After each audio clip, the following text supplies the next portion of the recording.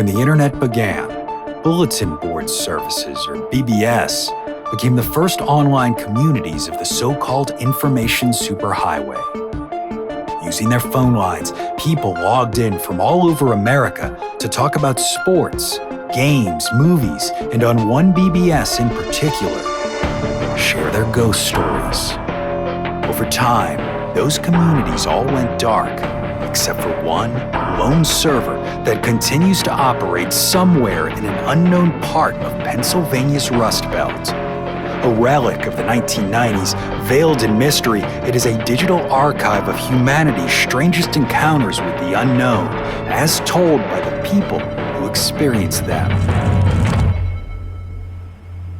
My name is Brandon Schexnayder, and you are listening to Fear Daily.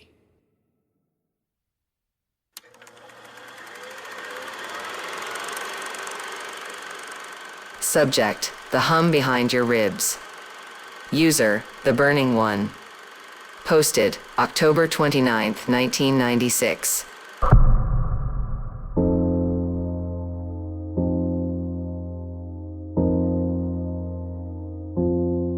You ever notice how the dead don't whisper?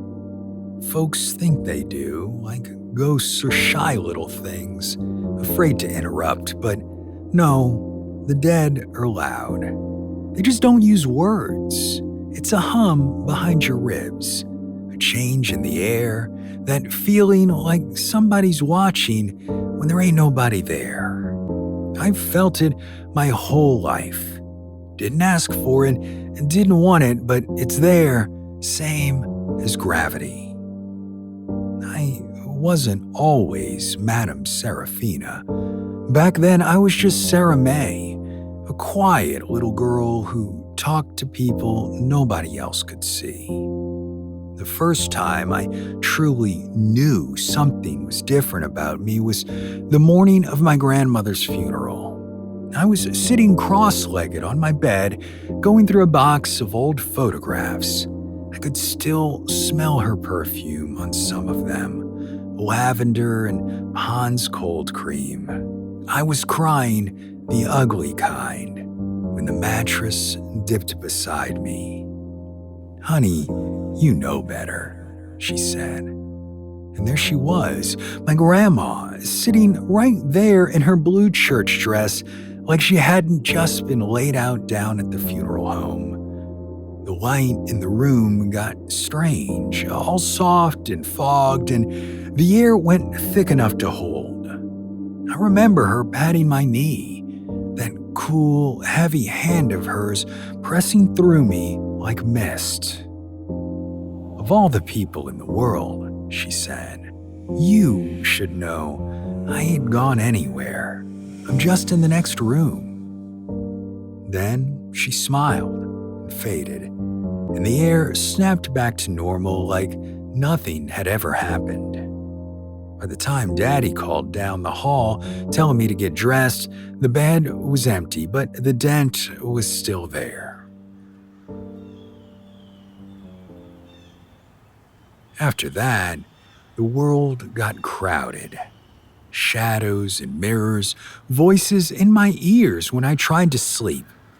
Mama said I was hearing demons and dragged me to every revival within driving distance, trying to pray it out of me. One preacher held his hand to my forehead and shouted loud enough to shake the floorboards. He said I was cursed. I remember thinking that if I was cursed, it sure felt like love. So I learned to hide it. You can hide most anything if you smile enough. I went to school, worked a little, and moved out. Tried to live like everybody else, but the noise never stopped. Some nights I'd be closing up the diner and feel somebody standing behind me, though every stool was empty. Once, a man came in late, ordered a slice of pie, and the second he sat down, the room went heavy. The humming started in my ribs again. When he paid and left, I told the cook, "He's not making it home." The cook laughed. called me morbid. 20 minutes later, the phone rang. Highway patrol said a truck had rolled over outside of town. I didn't have to ask which one. I tried everything to quiet it down. Prayers, pills, cheap whiskey, worse company. But the dead don't respect boundaries. They come whether you want them or not. I used to wake up to the sound of footsteps crossing my apartment floor, soft and steady, stopping right by the bed. I'd hold my breath, too scared to open my eyes, and feel that familiar dip in the mattress. Same as Grandma's, only this time there was no lavender, no peace, just wait. Then, one day, a little boy came into the diner with his mama. He couldn't have been more than 5, coat zipped up to his chin. Next thing I know, he's choking. It turns out he'd swallowed a nickel. Everyone panicked, but I didn't think, I just knew. I ran over, hit his back once, and that coin flew across the room. The moment it clattered on the tile, the humming stopped. The quiet that followed felt different, not empty, balanced. That night, I dreamed of a long line of faces stretching out into the dark. Men, women, children, all waiting their turn. Some crying, some smiling, some just watching me. When I woke, the air in my apartment felt heavy and still, like the whole world was holding its breath. That was the night I stopped pretending I could ignore it. I found a woman in Chattanooga who called herself a spiritualist. Her little house smelled like rosewater and cigarettes, and there were photographs covering every inch of wall, faces staring from the silver frames like they were still alive. She taught me how to listen without losing myself, how to ground, how to protect, how to tell the difference between the ones who mean well and the ones who don't. She said every message comes with a cost. Every reading leaves a little bit of debt. You'll learn what that means when it's time, she said. She was not wrong. I started giving readings quiet-like. A friend of a friend, somebody's aunt. Folks talk, though. They always do. And pretty soon, I had more strangers knocking on my door than I knew what to do with. They'd come holding photographs, wedding rings, scraps of clothing. Some wanted closure. Others wanted proof. The ones who needed it most never had to explain a thing. I could feel it coming off them like smoke. At first, I kept my name, but one night I dreamed of fire, wings and smoke, and a voice calling me Serafina. When I told the woman in Chattanooga, she said, "Then that's who you are now, Burning One. It'll keep the darkness from touching you." So I took it. I found a little space on Magnolia Avenue, a room above a pawn shop with purple curtains and a crooked chandelier that buzzed whenever it rained. 3 candles on the table, no crystal ball, no cards, just me and whoever showed up. My first client was a woman who'd lost her son in a fire. She came in shaking, clutching a picture of him, and the second she sat down, the air turned syrup thick. I saw him behind her, plain as day, holding a melted toy truck. I told her what he showed me. She dropped to her knees and sobbed like it was the first breath she'd taken in years. And for once, that humming in my chest went quiet. That's when I realized this wasn't punishment. It was work. hard, holy work. I still burn sage every night, still keep iron nails in the corners and a bowl of salt by the door. You can't ever be too careful. There's plenty of good souls, but there's bad ones too. Things that slip in wearing other people's faces. You learn the difference quick. You have to. The living can be just as dangerous. Some come in desperate for miracles, others just to prove me wrong. Either way, they all leave something behind, and I have to clean it up when they go. Sometimes folks ask if I ever get scared. I tell them no. The dead don't scare me. It's the silence that does. 'Cause silence means they've stopped trying to reach you. Most nights, I sit here at my table, candles burning low, smoke curling like handwriting in the air. People come through that door thinking they want to talk to their loved ones. What they don't realize is the dead been talking this whole time. They just needed someone to listen. I keep an old Polaroid camera by my side. Sometimes it catches more than it should. Once, after a reading, I snapped a photo, and there was a faint blur of light hovering right behind the client's chair. She cried, called it proof. I just called it static. We're all radios, dear. Some of us just pick up more stations than others. So, if you ever feel that hum behind your ribs, don't be afraid. Maybe it's just somebody you love trying to say hello. Maybe it's somebody lost looking for a voice to answer back. And when your time comes, don't worry none about what's next. The other side ain't some faraway place. No, it's right here, tucked between your heartbeats. You just walk into the next room.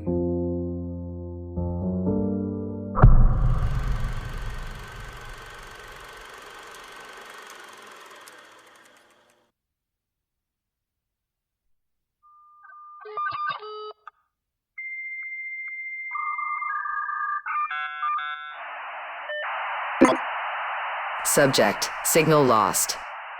User, QuickClerk99. Posted, June 30th, 1999.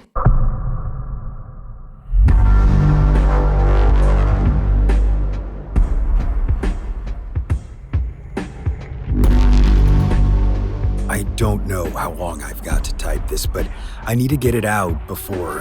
hell, I don't even know what's gonna happen next.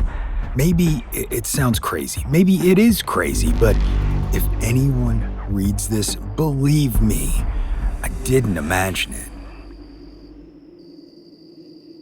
I work the overnight shift at the Quick Mart off I-79, Graveyard. Always the same dead routine. Mop the floor, stock cigarettes, make another pot of burnt coffee, and stare at the bug zapper out back while the neon hums like it's losing its mind. Customers come in drips, like ghosts passing through. Truckers stretching their legs, cops topping off their thermoses, maybe a drunk kid from college who doesn't even know where he is. I've been doing it long enough that the whole night feels like a cassette stuck on repeat. But it started around midnight.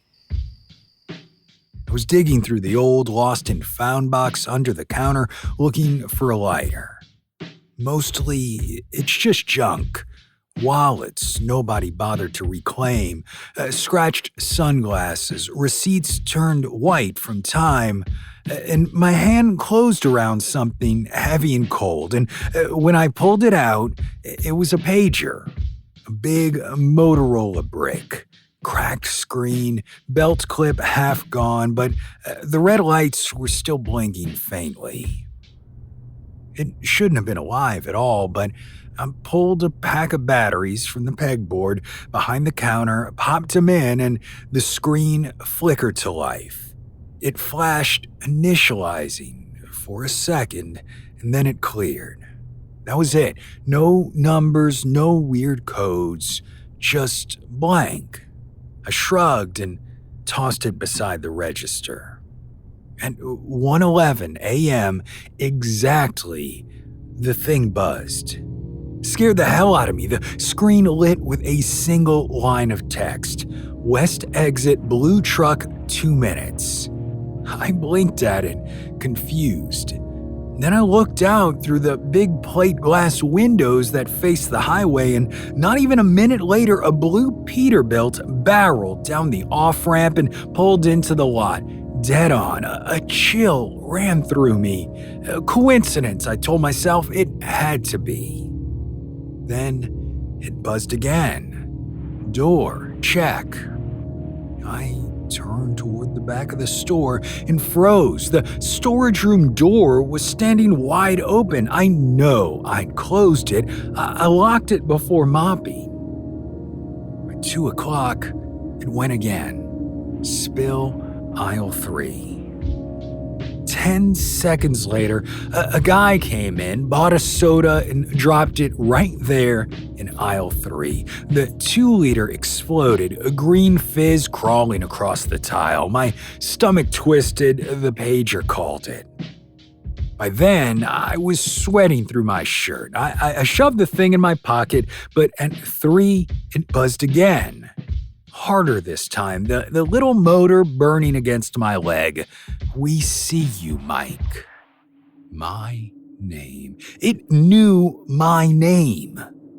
I couldn't breathe. I leaned on the counter, trying to figure out who could be screwing with me. Nobody I worked with had this pager's code, and the damn thing had been dead when I found it. At 4, the screen glowed again. Blood on the floor. 5 minutes later, a trucker staggered in, palm wrapped in a filthy rag, dripping red across the linoleum as he asked for bandages. Said he'd slammed it in his rig door out at the pump. I couldn't look at the mess without my gut turning, and that's when I lost it. I yanked the batteries out, threw them across the counter, but at 5, the pager lit up anyway. The screen pulsed like a heartbeat, bright red letters cutting through the dark. Look behind you. I turned. There's nobody there. The store was empty except for the hum of the fridges. But in the convex mirror above the counter, I saw him. A man standing in aisle 3. Tall, shoulders hunched, coat brushing the floor, head down, face hidden. I spun around. The aisle was empty. Checked every corner, every door. Nothing. I couldn't calm down. My hands shook so bad I lit 3 cigarettes in a row and barely smoked any of them. The pager was still there, glowing faint. I grabbed it, marched out back to the dumpster, and pitched it in. I heard it clatter off the metal. Went back inside, washed my face in the sink, and tried to breathe. When I came out, the pager was sitting on the counter again, waiting. Home. Fire. My heart sank. I grabbed the payphone and dialed my landlord. Half asleep, he told me the fire department had just cleared a blaze in the laundromat under my apartment. No damage to my place, just smoke. My knees nearly buckled. I pulled the bat from under the counter and smashed the pager until the screen cracked and went dark. Hit it again and again until plastic flew in chunks. For a second, I thought it was over. I could finally breathe. At 6 o'clock sharp, the payphone on the wall rang. I picked it up. No dial tone, just Static, then a voice, flat and mechanical, whispered into my ear. Signal lost. The line went dead. Every light in the store flickered out, the coolers clicked off, even the endless hum of the highway outside went silent. The air felt thick, like the whole world held its breath. Through the glass doors, fog shifted across the pumps, not blowing, not drifting, moving like something was walking through it. Tall, slow, coat brushing the ground. The payphone started ringing again, and it's ringing right now as I type this. The cursor's blinking, the screen keeps flickering, and I swear if it stops before I hit save,